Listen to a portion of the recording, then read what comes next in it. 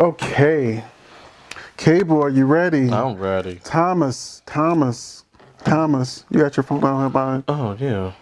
We timing it? I'm Phoenix. I almost said I'm Cable. I'm Phoenix Tremayne. Cable. And we're going to talk about South Carolina pastor. No, just hit start.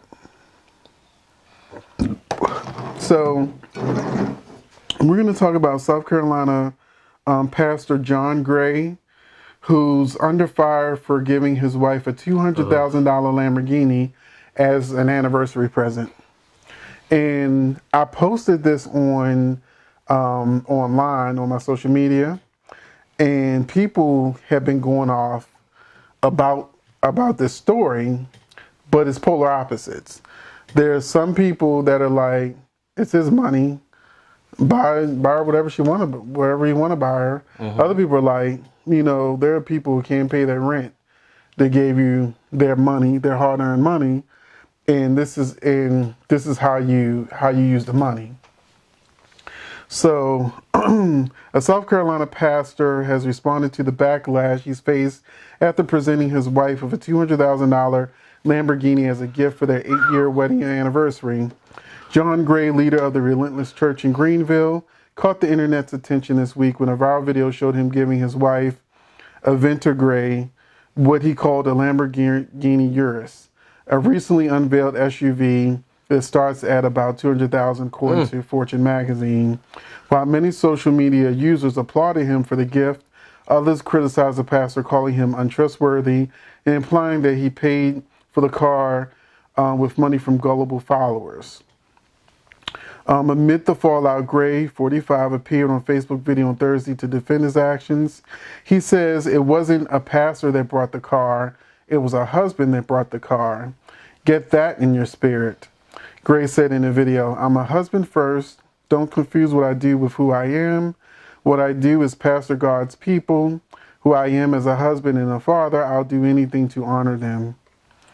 So, I mean, it's a long article from People magazine. But that's the most interesting part. He also addressed what?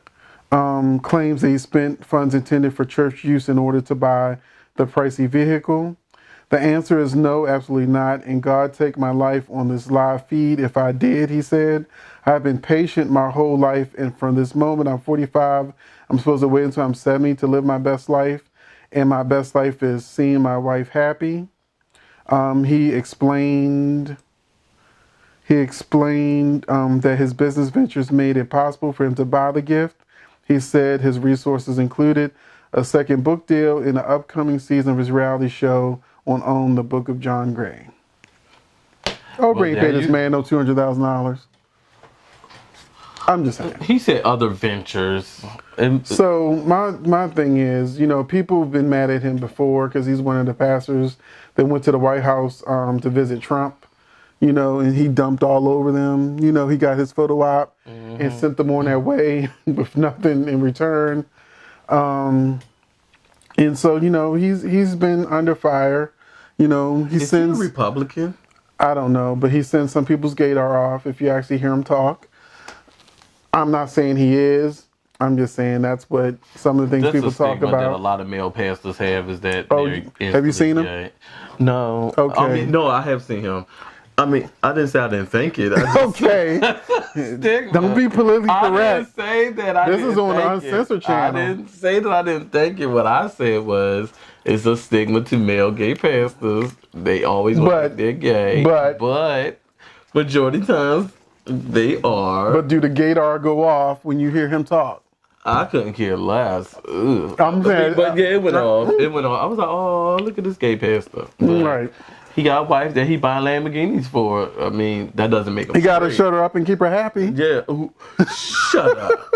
Stop it right now. That is not what he doing. If he is, you can shut me up.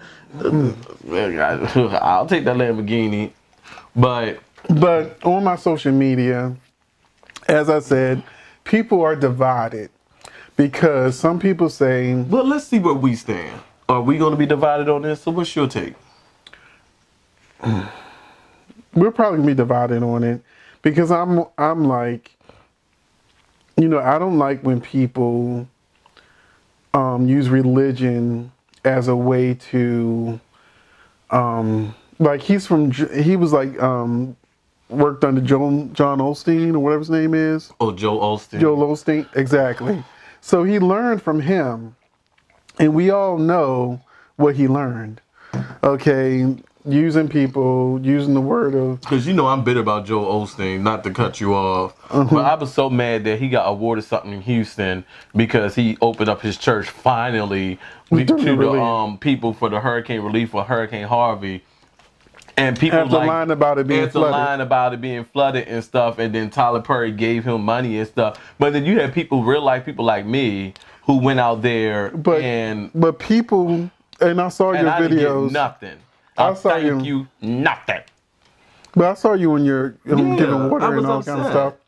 So my thing is, but you gave from your heart. I did. I gave from my heart, not to get that exposure, because I just gave from my heart. Right. But for them to award the mayor of Houston, to award Joel Osteen for his contributions after he was forced to do it eventually because he got scrutinized and got caught lying. And I feel like birds of a feather flock together. This is how This is how he learned how to make his money. And my thing is, my mother used to work for a church back when I was a little kid. And, this church was laundering money, laundering drug money. This church was, opening up laundromats and stuff so that tax exempt laundromats and getting their money that way. You stop talking about his people. No, I know who that probably is. And I'm just saying that made me go, okay, I have seen churches that will give their last everything to help other people out. There are churches that don't just give food on Thanksgiving, and there's churches that only give Thanksgiving dinner. So there's different types of churches, different types of, and it seems like when churches really start to get the money rolling in, it's a business. It is. And they use religion as a way to control and manipulate people out there. Last dime. I know some people, that be taking a quarter over tithes, which is something you're supposed to be just giving freely, of yourself. It's not like you're literally giving it to God when he's getting Lamborghinis and shit. You know what I'm saying? So my thing is, I know that there's some good churches. I know there are some bad churches.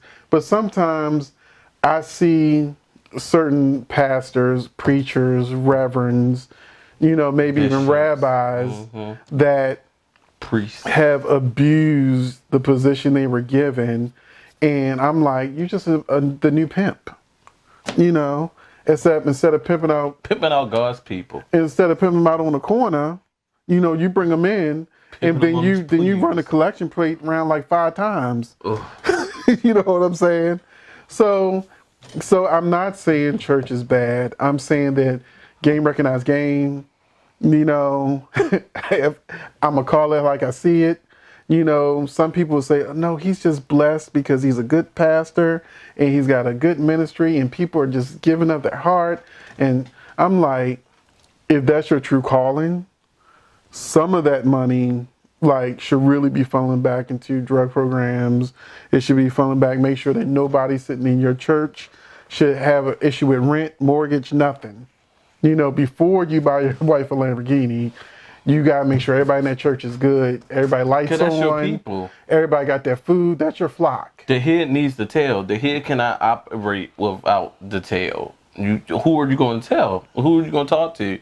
If your people are down and out and can't do nothing, then those ties ain't going to be rolling in. They won't be able to help. If they not seeing the fruits of their labor, they not seeing the progression of what they're giving back to the church, giving back to them, then they're going, in their minds, they were like, what am I here for? If he's buying a $200K Lamborghini for his wife and I'm sitting here struggling with this $300 light bill that I can't pay. And you also ask me for my tithes, right? And you ask me for the tithes and offering, and now when I come to you for assistance, you can't do it because you're too busy buying your wife lavish gifts. And I'm not saying all this money is coming from that, but coming from the church world where I was born and raised. I haven't been a part of it in a very long time, about good 8 years. But coming and born and raised in that, I've seen pastors. Some pastors say, this is my job. That is their job. That's why they have a regular tithes and offerings. That's why they have tithes and offerings. And I definitely understand that.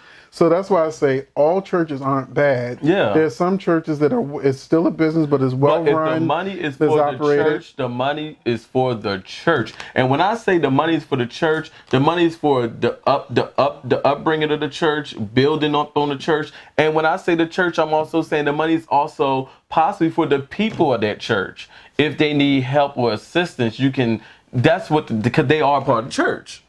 Mm-hmm. And that's just my take on it. Your wife, and she's part of church too, but if you're using church funds, I'm not saying you are, and I'm not saying you're not, but if you are using church funds for this Lamborghini, shame on you. But that's the only thing we know about at this time. I'm just saying, saying you got it from if you got a $200,000 Lamborghini, what you driving, where you living, how many you living in? Yeah. Yeah. You know what I'm saying? It makes you ask other questions about other driving. It makes you ask questions about what else do you have that we don't know that you have that's very expensive that you went out and purchased without us knowing. This we know. That's obvious. And you it's can't not hide no and Lamborghini. It's not picking on him. That's across the board. Yeah. When I see you like crying over not him, but what was it, $, or whatever his name is? He wanted another jet because his other jet was old. And then people like, Dollar something, whatever his name is. But, people were making fun of him and going off on him because, he just felt like getting another jet. And he was asking people to give him money to get another jet. And we're like, wow. And Joel Osteen, he has jets too. I mean, yeah, but you got these big churches where they're giving and they're giving and giving because a lot of churches have a separate offering strictly for the pastor, and then they have the regular offering for the church. So you don't know what's going on. If it's in some churches they can't pay the pastor. That's why they do the offering. That's why they do regular offering, and we all know that's going towards the pastor and the building fund. We already know this. Yeah, we already know it. But every for you church to go out and do this, this is what he did with the church money, then that's totally wrong. But then the members are still there. So who are we to judge? If the members still going, then to me it's... Well, this is what, if you follow me on social media and you saw this post. I saw it. I said, sheep gonna be sheep. Yep. And who am I to get not mad at the wolf? Sheep gonna be sheep. Sheep gonna be sheep. Well, I'm not gonna get my feelings over wolf sheep. Gonna dress like a sheep. What the wolf gonna do? Wolf gonna be wolf. Sheep gonna be sheep. And the house is steadily going down, and you don't even see it. It's sad. I mean, but it's just like reality. And I'm saying if you have a true calling, $200,000 for a Lamborghini. How many people in your church could you send to college? And then I can also say this. Listen, I'm just saying that I get it. That if you're one of those people that's saying Jesus every 5 seconds, Jesus this, Jesus that, what would Jesus have done with that $200,000? I'm just saying. Oh, Jesus would have spread it out to the multitude. I know. He would have helped the people. But that's my point. So when people like that want to speak certain scriptures and gospels and stuff. It's greed. Everybody want to be the next T.D. Jakes and Joel Osteen. They want to have these big mega churches, all this money and spending. But you know what? T.D. Jakes give back. I really particularly don't care for T.D. Jakes too much as far as his ministry, but I will say he gives back. He gives back. He does what he can do, and then he also has other ventures that we can see. I mean, not saying this man is lying. He has a production company. He does movies. He does. Yeah, T.D. Jakes, right? He has his. So he's making. So we can see that he's also a working man. What I don't like is pastors where, okay, what are you doing outside the church besides just sitting home? A lot of pastors sit home and that is their job. Where you got people like TD, they are working man, so they also going out there and doing their just due, just like the members. And I applaud that. So basically, what we're saying is that if you're a working person, you have ventures outside of the church, and you start spending, lavish amount of money. It's your money. However, for the role that you've taken on in the public, it's not a good look. And that's the only reason why this is an issue for him, because that has been any other person who's not a pastor, It wouldn't even be talked about. But you are a pastor, and he should have known. Maybe he did know. Maybe he wanted the media attention. You know, I mean, he was on that talk show with the other three. He's about to have a new show on. Maybe he needs this publicity. Season 2. Yeah, season 2. Maybe the ratings were doing good, and he had to do something to screw some up. I mean, Greenleaf doing good, and so is other show. You didn't even know he had a show. Okay. So let's keep it real. Let's not sugarcoat it. When you said season 2, I was like, ooh. I thought it was just starting. So, I didn't know who he was to this moment, to be honest. So I mean, I've seen him. I didn't. Okay. And I guess that's time for us to start talking about him. Right. I was about to wrap it up anyway. Oh my God. So, but for our audience, you know, oh Lord, the comment section won't be lit, but. Well, if you know him, can you tell him that I would love just a regular Mustang? It don't cost no way.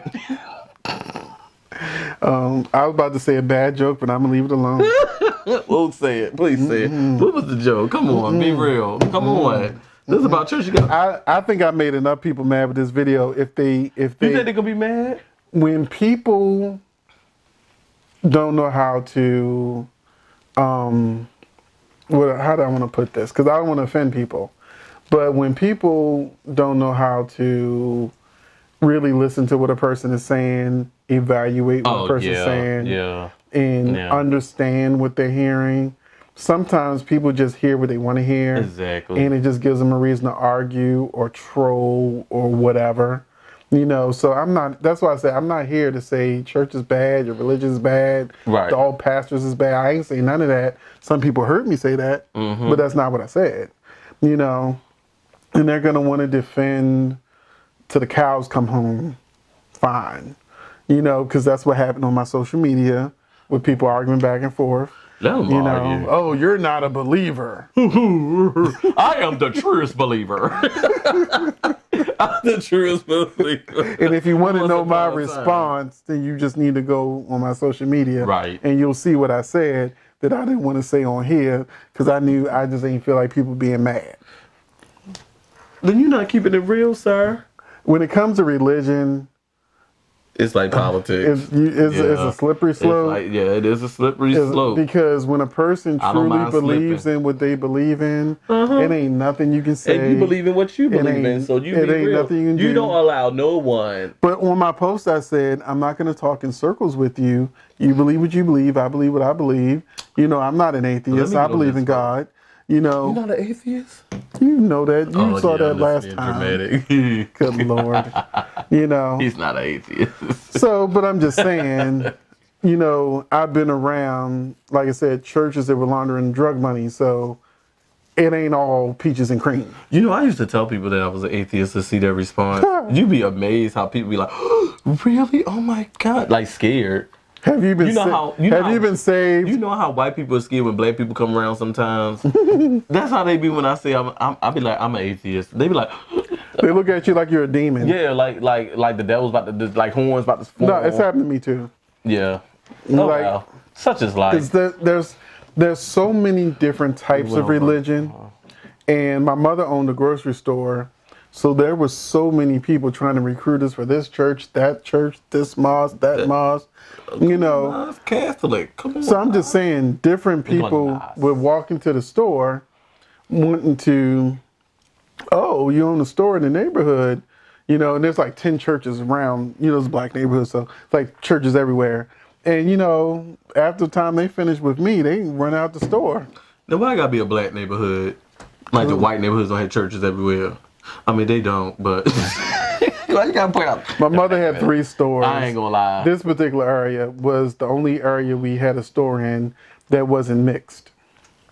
It's a whole other issue. A whole other issues came out of that. So. Listen, wife, enjoy your 200K Lamborghini, baby, and I need a ride to work tomorrow, so come over and pick me up. I will enjoy it.